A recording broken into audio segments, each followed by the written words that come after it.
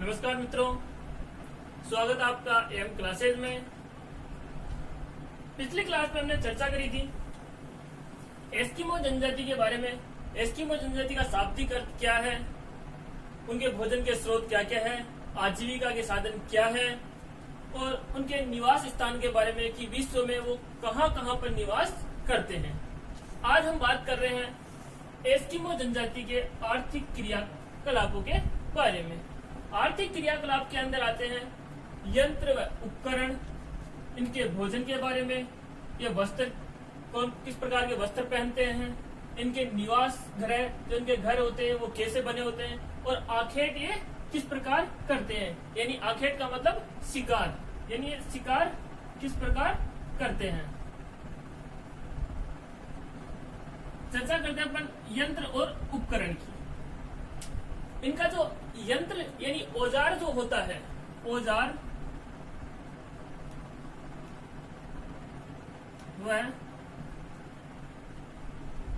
यातायात के साधन, औजार व यातायात के साधन। जो इनका औजार होता है वो हार्पून नामक एक औजार होता है जो शिकार में काम में आता है। हार्पून एक औजार होता है जो शिकार में काम में आता है। हार्पून मछली के यानी मछलियों के शिकार में काम में आने वाला औजार है। ये मछलियों की जो शिकार में काम में आने वाला औजार है, जिसकी लंबाई 1.2 मीटर से 1.5 मीटर तक होती है। यानी जिसकी लंबाई होती है वो 1.2 मीटर से लेकर 1.5 मीटर तक होती है, जो रस्सी से बंधा होता है। जो ये हार्पून नामक औजार है, ये 1.2 मीटर से लेकर 1.5 मीटर तक होता है, जो एक रस्सी से बंधा होता है। जिसका पीछे वाला मुंह होता है वो रस्सी से बंधा होता है, क्योंकि जब ये समुद्रों में शिकार करने जाते हैं तो हार्पून नामक हथियार को फेंक के उससे शिकार करते हैं और उस रस्सी को वो क्या करते हैं, पकड़ के रखते हैं। तो आगे है हम यातायात के साधनों की इनकी बात करते हैं। तो यातायात के साधन के अंदर इनके पास 2 प्रकार की नाव होती है और 1 प्रकार की गाड़ी होती है। 2 प्रकार की इनके पास नाव होती है। अब नाव कौन कौन सी है? पहली है कयाक।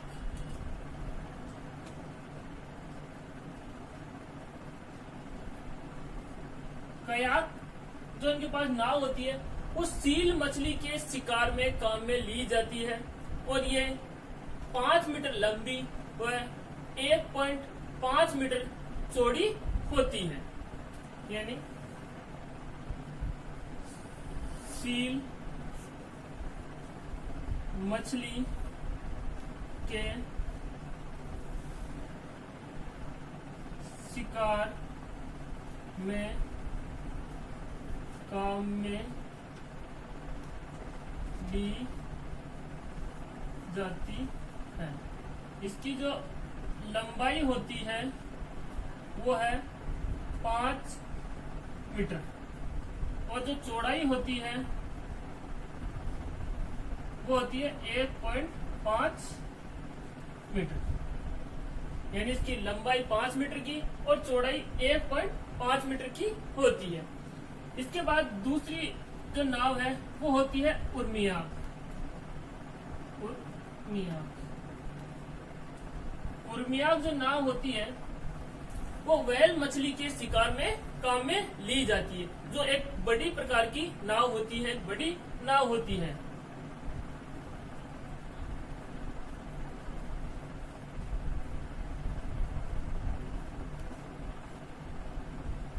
मछली के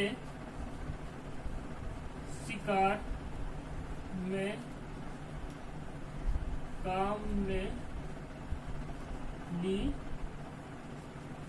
जाती है, जो बड़ी नाव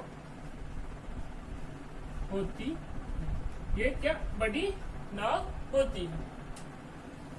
यानी यातायात के साधनों में दो प्रकार की नाव होती है इनके पास। एक होती है कयाक, जो सील मछली के शिकार में काम में ली जाती है। इसकी लंबाई 5 मीटर की होती है और चौड़ाई 1.5 मीटर की होती है। जबकि दूसरी नाव है उर्मियाक। उर्मियाक वहल मछलियों के शिकार में काम में ली जाती है, जो कि एक बड़ी नाव होती है। अब बात करते हैं, एक इनके पास गाड़ी होती है। इस गाड़ी का नाम है स्लेज। स्लेज नामक इनके पास एक गाड़ी होती है। ये गाड़ी बर्फ में चलती है।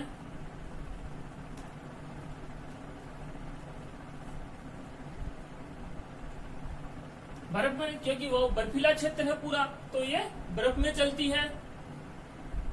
दूसरी इसकी बात कि ये पहिया विहीन होती है, क्योंकि इस गाड़ी के पहिए नहीं होते हैं। तो ये कैसी गाड़ी है? पहिया विहीन।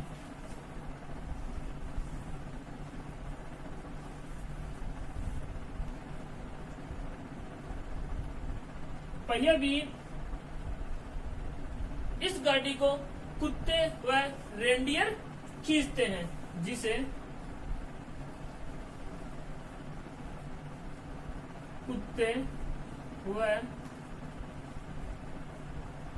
रेंडियर खींचते हैं। यानी ये गाड़ी है जो जिसे कुत्ते और रेंडियर खींचते हैं। जो रेंडियर है वो मरुस्थलीय, बर्फीले जो क्षेत्र है वहां के ये पशु है। इसके बाद ये जो नाव होती है, ये वालरस जो जीव होता है, वालरस की हड्डियों से बनी होती है।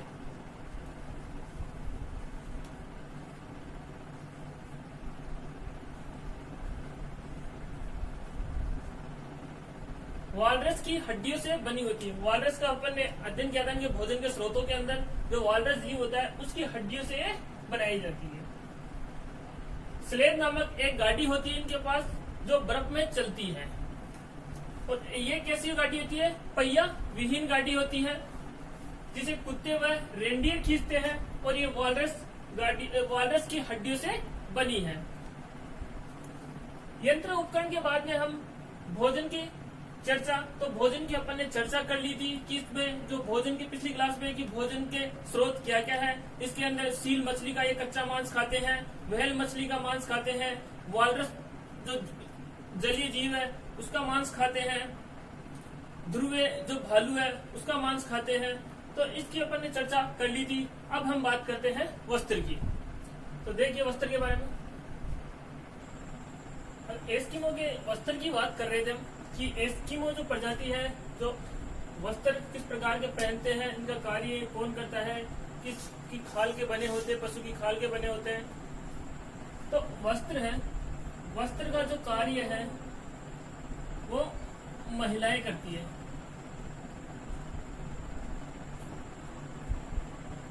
कार्य महिलाएं करती, यानी वस्त्र का जो निर्माण करते हैं वो इसका काम महिलाएं करती है। इसके बाद महिलाएं करती है। और ये जो वस्त्र होते हैं ये मुख्यतः केरिबो, तो केरिबो अपन ने पढ़ा था कि केरिबो जो 12 सिंगा होता है, तो केरिबो की खाल के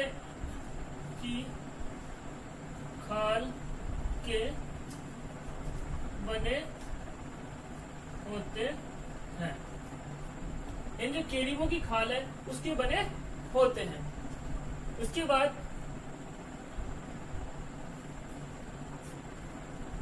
जो ध्रुवीय भालू है, ध्रुवीय भालू के बालों से बने होते हैं।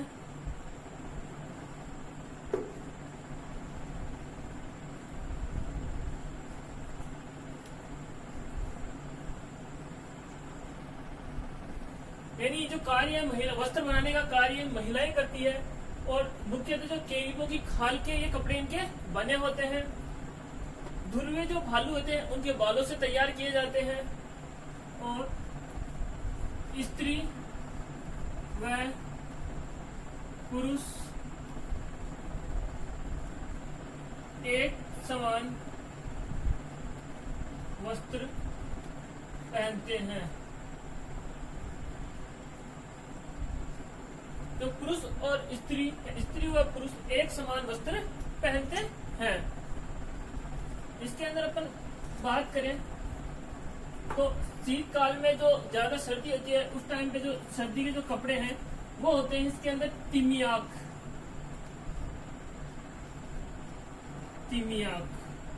जो तिमियाक होता है वो जर्सी नुमा, यानी जो स्वेटर होती है उसकी तरह जर्सी नुमा और बाहेदार होती है, जिसके फुल आस्तीन से बाहें होती है। जर्सी नुमा बाहें, तो जर्सी नुमा बाहेदार होती है। फिर है अनोहाक। क्या? अनोहाक। दूसरा इसी में अनोहाक। अनोहाक जो वस्त्र है वो जर्सी के ऊपर पहना जाता है, जर्सी के ऊपर पहना जाता है। यानी ऐसे लिख सकते हैं अपन, तिमियाक के ऊपर पहना जा सकता है, जाता है, तिमियाक के ऊपर पहना जाता है। यानी जो अनोहाक है वो तिमियाक के ऊपर पहना जाता है। जैसे स्वेटर पहनते हैं, स्वेटर के ऊपर मान लो ब्लेजर पहन लिया, कोट पहन लिए, तो ऐसे जो कुछ भी है वो उसके ऊपर ये अनोहाक पहना जाता है। उसके बाद है कार्मिक।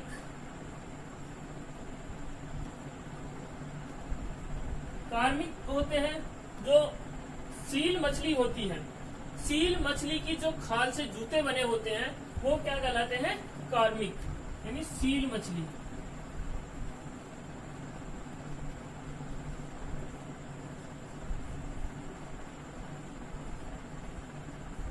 खाल के बने जूते, जिसे मुक्लुक्स कहते हैं। मुक्लुक्स कहते हैं। वस्त्र, वस्त्र की बात है। वस्त्र का जो कार्य है महिलाएं करती है। मुख्यतः केड़ियों की खाल से इनके वस्त्र बने होते हैं। जो ध्रुवीय भालू है उनके बालों से ये वस्त्र बनाए जाते हैं। स्त्री और पुरुष एक समान ही वस्त्र पहनते हैं। तिमियाक जो जर्सी नुमा बाहेदार होते हैं। अनोहाक तिमियाक के ऊपर पहना जाने वाला वस्त्र है। और कार्मिक है तो सील मछलियों की खाल से बने हुए जूते होते हैं, जिन्हें मुक्लुक्स कहा जाता है। इसके बाद हम चर्चा करते हैं निवास या घर की। यानी एस्किमो जो जनजाति है उसके घर कैसे होते हैं, उनके निवास स्थान कैसे होते हैं? तो इनके जो घर होते हैं वो बर्फ के बने होते हैं। बर्फ, लकड़ी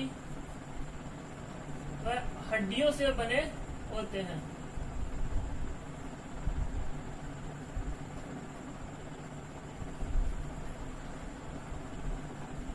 यानी जो हड्डियों से बने होते हैं। उसके बाद जो शीतकाल में इनके जो मकान होते हैं या घर होते हैं, शीतकाल में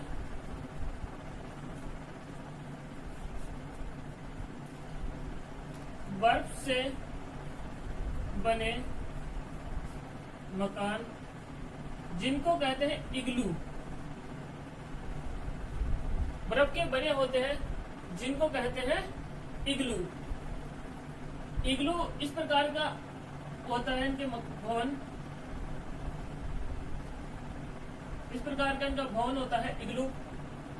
ये शीतकाल में बर्फ से बना होता है।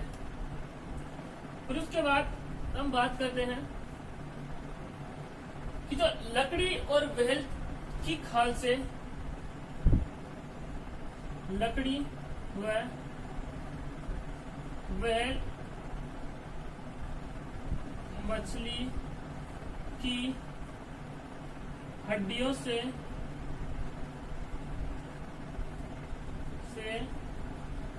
बना मकान, तो हड्डी से बना मकान उसको कर्मक कहते हैं, उसको कर्मक कहते हैं।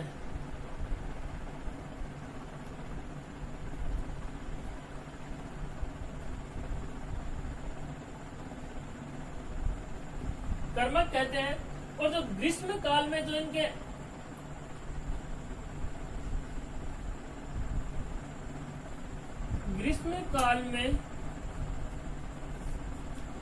भवन होते हैं या मकान होते हैं वो कैसे होते हैं? अस्थायी तंबू। अस्थायी तंबू, अस्थायी क्या होते हैं? तंबू होते हैं। और ये जो मकान है बर्फ व लकड़ी हड्डियों व खाल से भी बनाए जाते हैं, इसमें खाल भी आती है, खाल से बने होते हैं। यानी निवास की अपन बात करें, बर्फ से लकड़ी से हड्डियों व खाल से इनके मकान बने होते हैं। शीतकाल में जो बर्फ से इनके मकान बने होते हैं इनको इग्लू कहते हैं। और लकड़ी व व्हेल मछलियों की हड्डियों से जो मकान बना होते हैं उन्हें कर्मक कहा जाता है। यानी व्हेल मछली और लकड़ी से जो मकान बनाया जाता है उनको क्या कहते हैं? कर्मक कहा जाता है। और जो ग्रीष्म काल में इनके जो मकान होते हैं वो अस्थायी तंबू के रूप में होते हैं। अस्थायी तंबू के रूप में इसलिए होते हैं कि गर्मियों में क्या होते हैं, जो इनके बर्फ के जो मकान होते हैं इग्लू, वो बर्फ गर्मियों में पिघल जाती है, उसके बाद वो अस्थायी तंबू बनाकर रहने लग जाते हैं। तो ये था आज का लेसन, आपको समझ में आएगा उम्मीद करता हूँ मैं। वैसे लाइक, सब्सक्राइब और ज्यादा से ज्यादा शेयर करिए। धन्यवाद।